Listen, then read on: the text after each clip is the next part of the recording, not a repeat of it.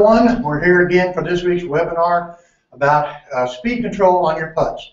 I'm here with Brenndan Cooper, my teaching partner, and we're at Tiffany Green's Golf Club in Kansas City, Missouri.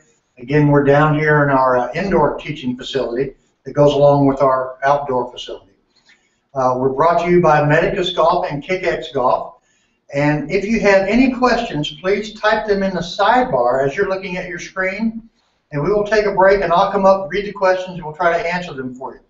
Now, we're going to be talking a lot today about capture speed. So why don't you go into that a little bit, Brenndan, before we show them this video we did. And what we're talking about as far as capture speed is basically the true size of the golf hole based on the speed the ball is rolling. So when the golf hole's there, it's 4 1/4 inches. So depending on how hard a player hits the putt, the size of the hole can actually shrink, because the ball could be moving too fast, and that can make the hole much smaller than what it actually is. Right. Okay. And you may notice that we have on, I have his Chiefs Kingdom, so it's Red Friday.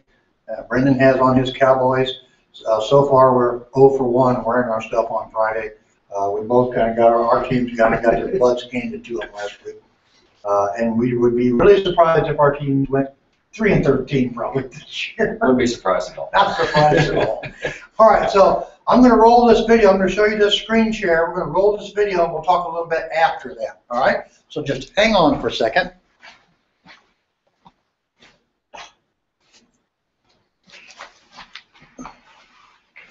All right, so as we're going through this, we're going to show you a little something here. And let me do my screen share.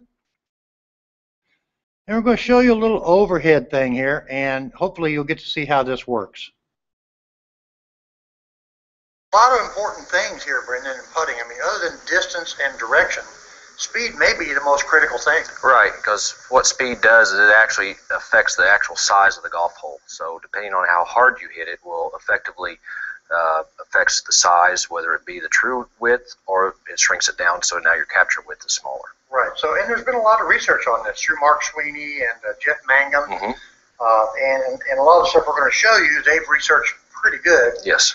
And there's a lot of things that we do when we're teaching short game to people. I mean, you know, we use various training aids for the putting, but at the end of the day, you can have the perfect line, but if you have imperfect speed, then that changes the line dramatically. Exactly. So what we're going to do is Brenndan's going to talk us through this, and we're going to show you at what speeds, if the putt goes 6 inches by versus a foot by versus 5 feet by, what actually happens to the size of the hole. So Brenndan, I'll let you take that through us, and I'm going to change camera view so we can kind of look down here. Sounds good. Okay, so if the normal size of the golf hole is 4 1/4 inches, which you can see now. If we were to die, if a ball was to roll, just die in the front part of the lip, you would have the maximum coverage of the golf hole. So you'd have 4 1/4 inches. Now, if you rolled a putt 6 inches past the hole, it would be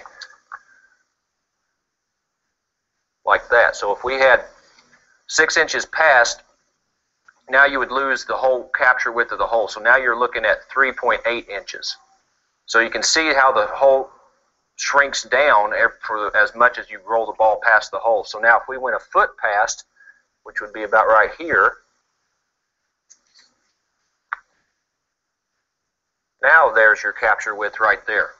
So, you know, and then once you keep rolling the ball further and further past, it goes more and more smaller as it goes. So right now, if it's a foot past, you're looking at 2.6 inches of capture width of the hole. And so what this is starting to show you is that you're starting to lose your margin for error as far as increasing your chances of lip outs. So that was a foot past. Now if we look at 5 feet past, you literally now have a 1/2 inch. And so now you're going to do almost a pretty good chance of having a complete lip out, or it's going to be one of those putts where it hits the back of the hole and pops out, or if you get lucky, it'll bounce back in.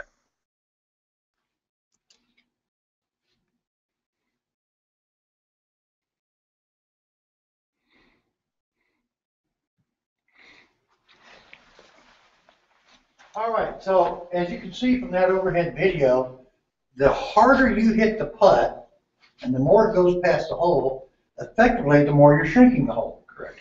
So let's back up and talk about different grass surfaces. You know, bent grass versus Bermuda versus Poana. And then let's talk about centimeter speed. So if somebody used that 6 inches past the hole or whatever it is, how's that going to change based on grass, based on stent meter? I think the main thing is a stent meter reading can affect it. I think to simplify things, that players would be better off just looking at the number. You know, as far as how far past the hole does it go. You know, really you're not going to be able to tell too much whether it's a 9 stem or an 8 stem. You know, when greens start getting to 11 and 12, you're going to see a big difference. But right. Very rarely do people play on those type of greens day in and day out. Right. So, I mean, main thing is look at the number, and because if you're hitting it 2, 3, 4 feet past, then your capture width, regardless of how fast the greens are, you're really reducing your margin for error. Yeah, and you know, for a while, you know, there was a statement going around that said the perfect speed was 17 inches past the hole. So we already saw that at 1 foot past the hole had shrunk down. Mm-hmm. So 17 inches, about how big would that hole be then? You're looking probably around 2.2, 2.3 inches. So about half the hole size. Pretty close, yeah. So a good distance would be in that 6 to 8 inch range. Yeah, 6 to 8, you know, even up to 12, again, depending on the speed of the greens and even the type of surface. You know, if the grass surface is a little bit rough, or you know, sometimes Bermuda grass can get grainy, they say, that maybe then it's a 12. You Okay. have to take the grain irregularities out of it. All right, so and again, we do this stuff every day, you know, with all of our juniors and all of our players here at Tiffany Greens. So what we'd like to say now is to ask you if you have any questions. If you do, please type them in the sidebar. We will do our best to answer your questions. So if you have one, type it in there right now. In the meantime, we will not be having a webinar next week. We're taking a week off to just have a little vacation. I mean, Monday it was 90 degrees here. Today it's 50. Tonight it's going to be rather chilly out. So it's a good thing we have our indoor place, because A, we don't have to stand out there and freeze our tail off. Exactly. And B, we can get the players to focus more on what they're trying to do. So I do not see any questions coming up in the sidebar. So if you do have some later on, just email them to us. We'll be glad to look at them, you know, and answer them for you as we can on the next webinar. So until then, we'll see you the next time, and you'll get an email talking about what the next subject is going to be. See y'all.